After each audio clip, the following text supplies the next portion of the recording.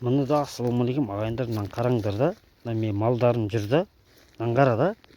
Мен сонда жәнібек сияқты блогер сымақ, или жәнде лайк түсу үшін, не түсу үшін сабатқан хайуандарға мысал келтіріп берейін. Мына мен сиырларым да. Қазір мен осы сиырларды да тастап кететін болсам ше, бұлар жан-жаққа пытырап кетпейді. Қай қарай кетсе де бірге кетеді. Тастамайды бірін-бірін, бірге кетеді да. Енді қара.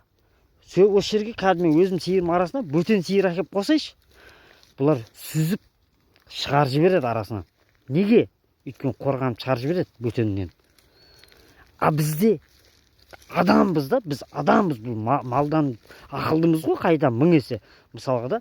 Бірақ бізде сонда арасында хайуандар сондай басқа біреуге күлкіге жық беріп отырады да, жық беріп. Онда ұрлық нәрсеше барлық елде бар. Ол сенің Қазақстанда қандай емес. Бірақ біздің қазақтар сияқты бүкіл елге жария қылып түсірмейді олар. Өйткені өздері сөзден шешіп тастайды. Неге? Өйткені басқа елге күлкі болмау үшін. Көрдіңдер ме? Міне мал демекші, малдың өзі бір өздерін тастамайды да, қара. Камераны тастап кетсем, басқа жақ кетпейді. Бірінің артынан бірін кетеді, пытырап кетпейді. Басқа жақ қарай кетсе де, бірақ пытырамай бірінің артынан бірін кетеді. Басқа мал тастасаң, сүзіп шығарып жібереді. Көрдің ба? Сол үшін бар ма? Біз адамбыз.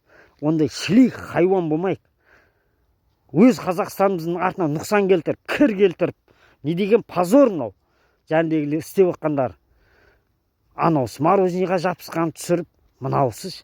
Анау заправкада ұрлық жасаған түсіріп. Не ол? Өздерің шешсеңдер, өз арада, бастығына айт. Шешеді, жұмыстан шығарама, басқа қылама, өз шара қолданады.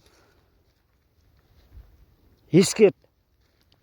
Сен тек қана Қазақстанның көріп отырсам ақыл, бүкіл ел көреді ғой. Позор қылып отырсыңдар ғой Қазақстанды. Сол үшін ағайындар шіли ондай мал болмайды. Давайте сау саламат болыңдар.